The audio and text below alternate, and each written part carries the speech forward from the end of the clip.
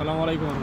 ওয়ালাইকুম সালাম রাহমাতুল্লাহি ওয়া বারাকাতুহু। জালাল সাহেব কি অবস্থা আছেন? জি আলহামদুলিল্লাহ ভালো আছি। আজকে অনেক ঘুরলেন। হ্যাঁ, চায়নার গুয়াংজোর এক নদীর পাশে বসে জি গল্প করতেছি আর ভাবতেছি যে আচ্ছা আমরা দেখতেছি যে সবাই তো হাদিস হাদিস করে, আসলে সেক্ষেত্রে হ্যাঁ আসলে কি সেক্ষেত্রে আমরা কি ওই আদর্শ অনুসরণ করে পথভ্রষ্ট হচ্ছি, নাকি আপনার দৃষ্টিতে এই 99% মানুষ এরকম বিভ্রান্তির মধ্যে আছে? এই বিষয়ে একটু আলোকপাত করেন। জি আলহামদুলিল্লাহ, অনেক চমৎকার ব্যাপার এবং এটা কমন একটা প্রশ্ন অনেকের মধ্যে আছে। কারণ সাধারণ মানুষ তো মানুষ অনুকরণ প্রিয়, মানুষ তো মানুষকে অনুসরণ করে।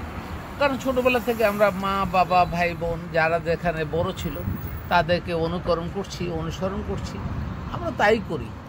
অর্থাৎ নিজেরা কিছু ইনোভেশন করতে বা চিন্তা গবেষণা করি না।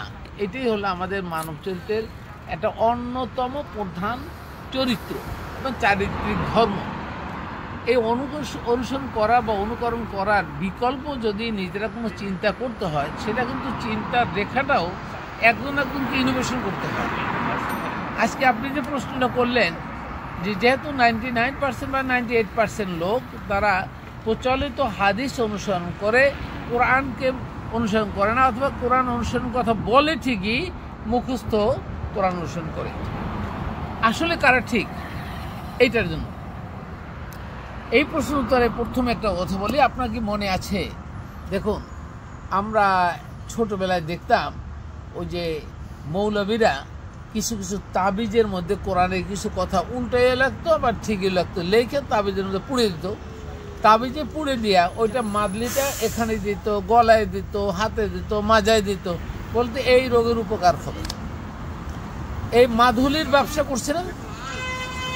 আচ্ছা, একটা পর্যায়ে সে মাধুলির ব্যবসা নাই তো, মাধুলির ব্যবসা নাই। কিন্তু এখন এই মাধুলির ব্যবসা পরিবর্তন হইয়া আমাদের প্রচলিত মৌলবীরা করলেন কি, এই সূরাটা পড়লে আপনি জান্নাতে যাবেন, এই নামাজের পরে এই সূরা পড়লে আপনি এই টাকা পাবেন, এইরকম ধনবান হবেন।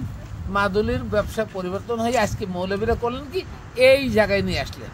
তাহলে কেন মাদুলির ব্যবসা পরিবর্তন হলো, আবার এই জায়গায় কেন আসলেন? কারণ যা কিছু স্থায়ী এটা হলো আল্লাহ নির্ধারিত, যা কিছু পরিবর্তনশীল এটা মানব নির্ধারিত। তাহলে ওই যে মাদুলির ব্যবসাটা মানুষ করছে তখনকার মৌলবীরা করছে, এখনকার মৌলবীরা মাদুলির ব্যবসা করে না করে এরা ওই যে ঝামেলা বেশি, সহজে তো ইনকাম করা যায়। সুতরাং মৌলবীরা যদি এর ওয়াজ নসিহত করার মাধ্যমে এই করেন আপনি এই পাবেন, এই করেন এই পাবেন, দেখুন তো মানুষকে কীভাবে বিভ্রান্ত করে মানুষকে এই পরিবর্তন নিয়ে চলে আসলো। তারা যারা পরিবর্তনশীল তারা কিভাবে আল্লাহর বিধান মানবে? আসুন, যদি এইটা হতো, আপনি দেখুন অনেকেই বলেন নবী করিম সাল্লাল্লাহু আলাইহি ওয়াসাল্লাম এটা বলেছে, নবী করিম সাল্লাল্লাহু আলাইহি ওয়াসাল্লাম এটা বলেছে। এই নবীর নামে যে কথা বলছে তা আসলে রসুল আর নবীর পার্থক্য বুঝেনি। আমি এই কথা বারবার বলি, রসুল এবং নবী, আল্লাহর সাথে রসুলের সম্পর্ক, রসুলের সাথে রিসালাতের সম্পর্ক, অর্থাৎ কোরআনের সম্পর্ক। নবীর নাম দিয়া যে কথাগুলো বলা হচ্ছে নবী এগুলো করছে, নবীর নামে এগুলো মিথ্যাচার করছেন, একেবারে মিথ্যাচার, এগুলো নবীর কথা হতে পারে না। কারণ নবী আল্লাহর বাহিরে, আল্লাহর কোরআনের বাহিরে, রিসালাতের বাহিরে কোনো কথা মানব কল্যাণের জন্য করতে পারে না। যদি সেগুলো করে সে তার ব্যক্তিগত জীবনে বলছেন। এখন নবী যদি বলেন যে নবী করিম সাল্লাল্লাহু আলাইহি ওয়াসাল্লাম 11টা বিয়ে করছেন, ওই বিয়ে নিজে করেননি, আল্লাহ তাআলা নির্দেশ করছেন ওহির মাধ্যমে সে বিয়ে করতে বাধ্য হয়েছে। আপনি যদি বলেন আপনি 11টা বিয়ে করা সুন্নাত, তাহলে কি মানবেন? কেন এটা সুন্নত হবে না? 4টে বিয়ে করে সুন্নত করতেছেন, 4টে কেন বলতেছেন সুন্নাত না নফল না ফরজ? এই কথাগুলো বানাচ্ছেন, বোঝেননি, কোরআন বোঝার চেষ্টা করেন। তো আমাদের এই অনুকরণপ্রিয় মানুষগুলো আসলে এই অন্ধ অনুসরণ করে আসছে। আজকে মজার একটা কথা বলি আপনাকে। আজকে আমি এই জায়গা থেকে, আমরা এখন গোয়াঞ্জতে আছি, এই নদীর পাড়ে বসে আছি, এই জায়গা থেকে একটা মজার তথ্য আপনাকে দেই। আমি প্রধান উপদেষ্টা ডক্টর মোহাম্মদ ইউনূস স্যারকে বলবো, ইউনূস স্যার, আপনার মতো মেধাবী একজন বিশ্ববরেণ্য মানুষকে এই মৌলবীরা যেন পথভ্রষ্ট করে শুধু কোরআন এবং ছাড়া, একমাত্র কোরআনের মানে জ্ঞান ছাড়া ওই হাদিস এবং জুব্বা পড়াইয়া বা জুব্বার কথা বলে, হাদিসের কথা বলে আপনাকে যেন পথভ্রষ্ট না করতে পারে। আপনি এখানে বসেন, যে আপনার কাছে যাক, যে আলেমে যাক, আলেমকে আপনি শ্রদ্ধা করবেন কোরআনের জ্ঞানের ভিত্তিতে, হাদিস বা অন্য কিছুর জ্ঞানের ভিত্তিতে না। ওইটা মানব রচিত, ওইটা আল্লাহ প্রদত্ত না। আল্লাহ প্রদত্ত জ্ঞান উপরে আপনি ওইটা একই থাকেন, তাহলে এই জাতিরা বেঁচে যাবে। আমরা আজকে যে কথা বলছি, চিল্লাপাল্লা করছি, এই চিল্লাপাল্লার কাজ হবে আজকে আপনাদেরকে এবং অন্যান্য রাজনৈতিক দল যারা আছেন তারা, এদেরকে আমরা বলবো যে প্রত্যেকেই কোরআনের ভিত্তিতে আসুন। আপনি আপনার দল চালান কোরআনের ভিত্তিতে, আপনি আবার দেশ চালান কোরআনের ভিত্তিতে চালান, অন্য কোনো মানব রচিত বিধানের ভিত্তিতে না। তাহলে আপনি ওই হুজুরের পাল্লায় পড়ে যাবেন এবং পথভ্রষ্টের পাল্লায় পড়বেন, আপনি সঠিক নেতৃত্বে যেতে পারবেন। যারা সমন্বয়ক সহ এনসিপির যে নেতারা আছেন, এই ছেলেপেলেদেরকে বলবো, তাদের প্রতি কৃতজ্ঞতা রাখছি এবং আসলে আপনারা যা করিয়ে দেখিয়েছেন সেটা 52 বছরের ইতিহাসে আমি এরকম কল্পনাও করি নাই যে আপনারা করছেন। কিন্তু আপনি একটি জায়গায় থাকেন, অটল থাকেন, সেটা হলো কোরআন ছাড়া অন্য কোনো কিছু দিয়া আপনাদেরকে গা টলাইতে না পারে। আপনাদের একটাই দুর্বলতা, সেটা হলো আপনার কোরআন জানেন না। ইউনূস স্যারের একটা দুর্বলতা, উনি কোরআন জানেন না। আপনি কোরআন জানার চেষ্টা করুন না, ওই হুজুর উপর নির্ভর করেন না।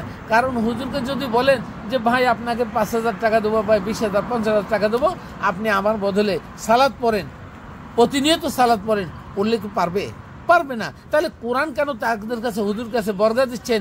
কোরআন বর্গা দিয়ে উনি কোরআনের বদলে হাদিস দিয়ে আপনাকে পথভ্রষ্ট করছে। এই কাজটা যেন না করা হয়। আমরা এখানে আরও আসবো যে যেহেতু এই মৌলবীরা এখন ওই মানে তাবিজ, এই মাদুলি, এই ব্যবসা শেষ, এখন করছে কি বসে বসে দোয়া করে, আল্লাহ আমাদেরকে এটা দাও, আল্লাহ আমাদেরকে এটা দাও। ওনাদের দোয়ায় যদি এতই সব কিছু দিত, তাহলে আমাদের সেই রসুল সাল্লাল্লাহু আলাইহি ওয়াসাল্লাম দোয়া করলেই তো সব কিছু হতো। তার কোনো জেহাদ করতে হতো? তার কোনো এত কষ্ট করতে হতো? এত তাকলিফ করতে হতো না। আল্লাহর দোয়া ছিল না, কিন্তু আল্লাহ তাকে দিয়ে তো দোয়া করায় নাই, তাকে দিয়ে করছে। আল্লাহ বিধান দিয়েছে, এই বিধান বুঝবেন, বিধান অনুসারে কাজ করবেন, আপনারা সেইভাবে চলবেন। প্রতিটা মানুষের জন্য জেহাদ করা ফরজ। আমরা আজকে এখান থেকে লাস্ট যে অংশে যাব, সেটা হলো প্রতিটা মানুষ আজকে কোরআন জানুক, কোরআন বুঝুক, কোরআন অনুসারে প্রতিবাদ করার জন্য অথবা আক্রমণ করার জন্য। আপনি হত্যার বদলে হত্যা, যারা বিরোধীরা আমাদেরকে হত্যা করতে আসবে অথবা মুসলিমদেরকে হত্যা করতে আসবে, তথা যারা কোরআন জানে তাদের উপরে যারা আক্রোশ করবে, তাদের জন্য আর্থিক সহযোগিতা না, আর্থিক ডেভেলপমেন্ট করুন, নিজেরাই নিজেদের মতো উন্নয়ন করুন। উন্নয়ন করে যত ধরনের অত্যাধুনিক অস্ত্র আছে আস্তে আস্তে সেটা বিল্ড আপ করুন। শত্রুপক্ষ অথবা পশ্চিমা বিশ্ব বা অন্য কেউ আপনাদের দেখে যেন ভয় পায় যে না, তাদের আলপস আছে। আজকে ইরান যে কথা যে কাজটা করে দেখাইছে, তুরস্ক যা করছে, কেন আমরা পারছি না? আমরা কেন দোয়া করছি? শুধু এই মৌলবীরা আমাদের দোয়া করে আমার দেশের জাতিকে অথবা দেশের নেতৃত্বকে এই দোয়ার মধ্যে ঢুকাই দিচ্ছে। আমরা দোয়ার মধ্যে হবে না, আমাদের দরকার শক্তি অর্জন করা। সুতরাং এই দোয়া করা মৌলবীদেরকে বাদ দিয়া কোরআন গবেষণা করুন। প্রত্যেকটা লোক কোরআন গবেষণা করে, প্রত্যেকটা মসজিদ গবেষণার জন্য তৈরি হবে। কোরআন মসজিদে এই ঠুকুর খালি এইটা নামাজ পড়ে এই যে আপনি অঙ্গভঙ্গি দিয়ে ব্যায়াম করবেন, এটা হবে না। মুখস্থ নামাজ পড়লে নামাজ হবে না, নামাজ বুঝে পড়তে হবে, সালাত আদায় করতে হবে। না এখন থেকে প্রত্যেকটা মসজিদে সালাতের বিষয় নিয়ে গবেষণা করা হোক, নামাজের বিষয় না। এবং প্রত্যেকটা মুসলিম যেন কোরআন জানে, বুঝে এই সেই হিসাবে চলে। তাহলে দেখবেন এই আমরা আমাদের জায়গায় চলে আসবো। এই 98% হবে না, এই 98% বুমের হয়ে উল্টাই যাবে। আমি স্টিল আশাবাদী, যদি আমরা ঠিকমতো কাজ করতে পারি। মানুষ বুঝতেছে আস্তে আস্তে এই মৌলবীরা যারা দোয়ার দিকে যাচ্ছে, অন্যান্য দিকে যাচ্ছে, যারা নিজেরা ইনকাম করছে না, পরের ইনকামের উপর ইচ্ছা বসাচ্ছে, তাদের ভাগ আস্তে আস্তে কমে আসতেছে। আলেমরা ঠিকই শিক্ষায় শিক্ষিত হবে, কোরআন জানবে, কোরআন বুঝবে, কোরআন সাথে জীবন গড়বে এবং কাজ করবে, নিজেদের ইনকাম করবে, নিজেরা অন্যকে সহায়তা করবে, অন্যকে ইনকামের রাস্তা দেখাবে। শুধু দান করবে না, দানের উপর ভিক্ষা করবে না, বা দানের উপরে নির্ভর করে চলবে না। আল্লাহ হাফিজ।